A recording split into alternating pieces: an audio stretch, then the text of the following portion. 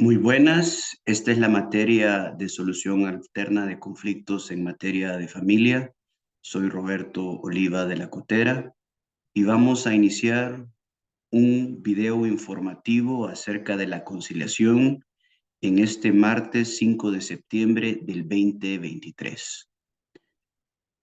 La materia de solución alterna de conflictos pues provee de cierto tipo de instrumentos indispensables para que las partes puedan llegar a acuerdos. Existe una división entre mecanismos autocompositivos y heterocompositivos. Dentro de los primeros podemos encontrar la conciliación. La conciliación es un medio a través de las cuales las partes por sí mismas, con la ayuda de un tercero, pues buscan encontrar una solución a la controversia, regido por cierto tipo de principios que van a potencializar la posibilidad de que se llegue a un acuerdo.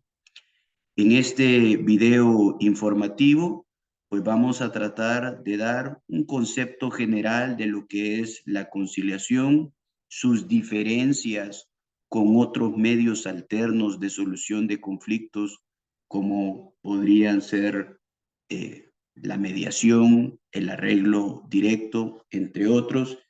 Y también vamos a tratar de analizar los principios y etapas fundamentales que rigen este mecanismo alterno.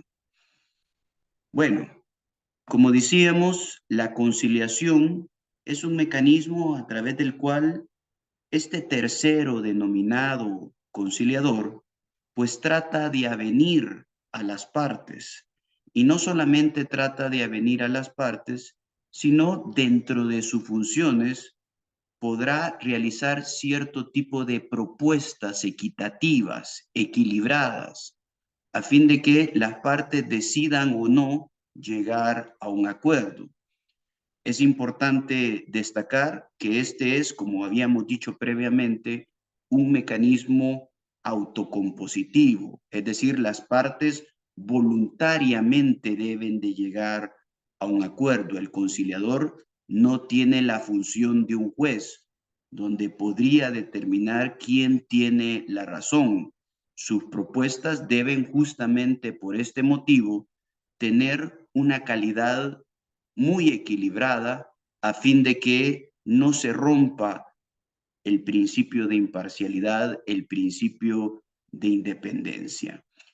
La conciliación, como vamos a ver, tiene muchísimas bondades, en el sentido de que un conflicto se puede resolver de una forma ágil, célere, y pues también económicamente esto podría beneficiar a las partes.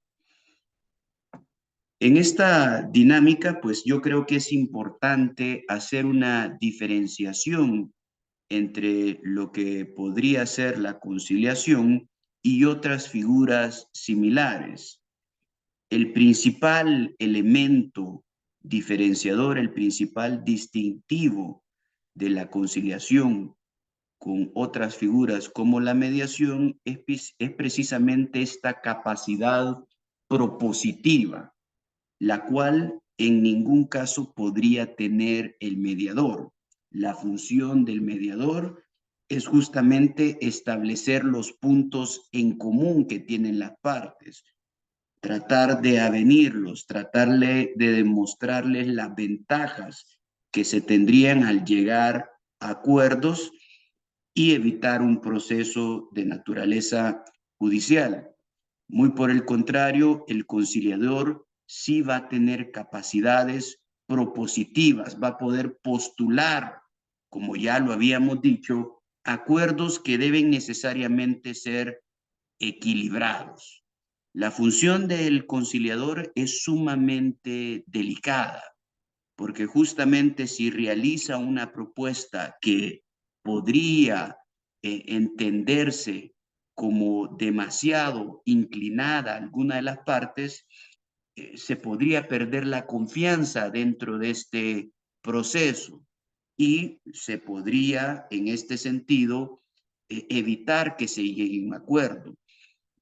Las partes en conflicto deben de entender que el conciliador no puede otorgarles la razón. No se trata de un juez que va a resolver el conflicto con efectos de cosa juzgada, como lo pudiera realizar el arbitraje o como lo pudiera realizar los procesos jurisdiccionales. Ese elemento diferenciador en cuanto a esa capacidad de realizar propuestas, creería yo, y según la doctrina, pues es el que define y diferencia, discrimina la conciliación de lo que sería la mediación. Tal vez hacer una puntualización sobre otra figura que pues también es utilizada en otros ámbitos, como por ejemplo en el laboral y como por ejemplo en el ámbito administrativo, la figura de la negociación directa, la figura del arreglo directo, en el cual pues las partes formalmente se sientan, debaten, intercambian posturas, pero sin la ayuda de un tercero. Por eso la denominación de arreglo directo, porque no existe un tercero que coadyuva a las partes a llegar a una solución que pueda ponerle fin a la controversia. Importante sería destacar los principales principios, los cuales ustedes pueden observar en la lámina. Hay que destacar que estos no son los únicos principios, pero que sí tal vez podríamos señalar como los más importantes. Uno de los principios que puede potencializar la llegada a un arreglo es justamente la confidencialidad. Es decir, que ciertos contenidos de la negociación pues no sean posible que los conozca el público en general. Va a haber una reserva de todo lo debatido. Bueno, esto en muchas ocasiones no se puede alcanzar en los procesos judiciales, donde puede existir claramente fuga de información. Dependiendo del trámite de la conciliación, porque ya hemos mencionado en clase que no se trata de una sola conciliación, existen diferentes instancias con trámites diferenciados donde se puede tramitar este mecanismo alterno. Pues sabemos que tenemos la conciliación intraprocesal en el proceso de familia, sabemos que se puede tramitar en la Procuraduría General de la República e inclusive a través de la Ley de Mediación, Conciliación y Arbitraje.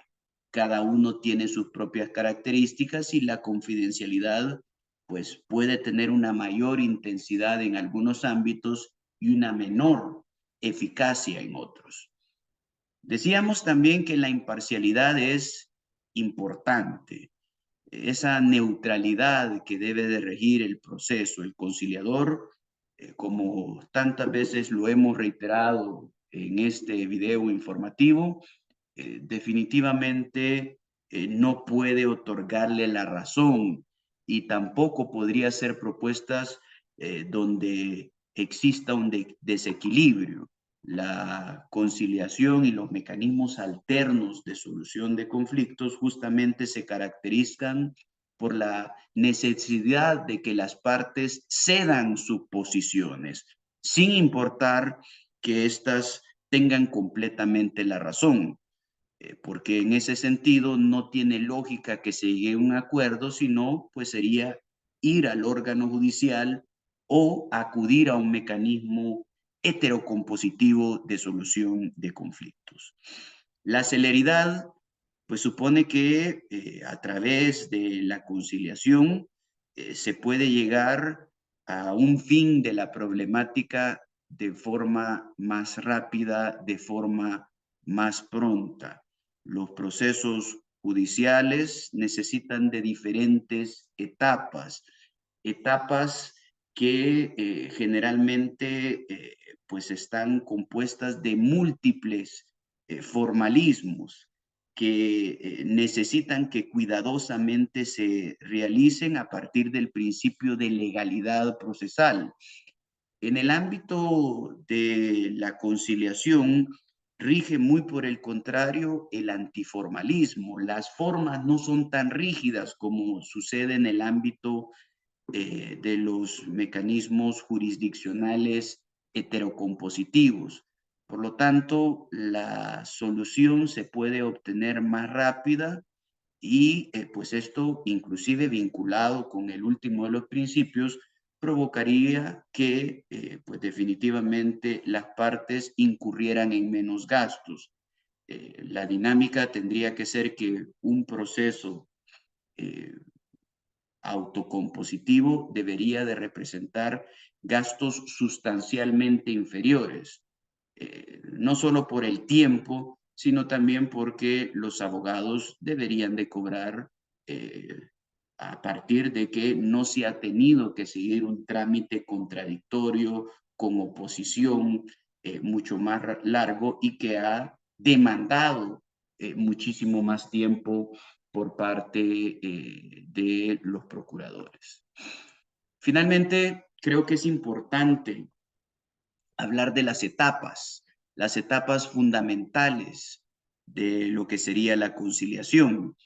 En términos generales, podemos hablar de una iniciación, que sería un relato verbal o escrito, según hemos dicho las diferentes formas en que se podría llevar una conciliación ante las diferentes instancias correspondientes, donde pues claramente va a ser necesario que identifiquemos a las partes, identifiquemos el conflicto y ahí se realice una relación circunstanciada de los hechos.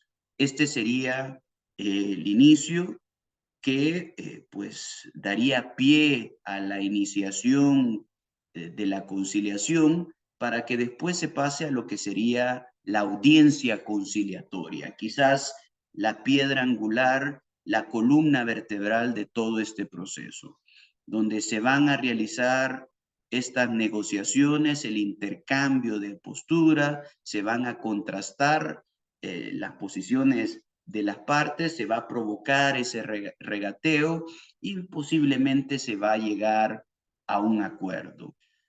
Pues esto depende de muchas circunstancias ambientales, psicológicas, culturales y de diferente naturaleza.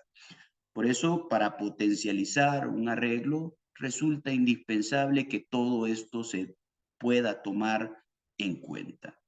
Importante también es lo relativo a la documentación. Es necesario que los acuerdos se plasmen por escritos y que sean redactados con la mayor claridad, de una forma sencilla y que inequívocamente determine las obligaciones y cargas de las partes. En muchas ocasiones, la redacción oscura, con conceptos esotéricos y la falta de claridad, pues podría provocar que la conciliación no sirva de nada o que se resuelvan parcialmente las controversias y que dé pie a que en el futuro surjan nuevos problemas. Además, pues evidentemente deben de redactarse los acuerdos y llegarse a las soluciones de forma en que sean claramente ejecutables. Pasamos en definitiva a la última etapa, que sería la ejecución, misma que se puede realizar de forma voluntaria y pues también mediante un proceso de naturaleza jurisdiccional. En definitiva, aún en estos mecanismos alternos de solución de conflictos, es posible que exista intervención de los órganos jurisdiccionales, no para la declaración de los derechos, que ésta ya previamente se ha realizado cuando se llega al acuerdo con su documentación, sino para la ejecución forzosa de los mismos.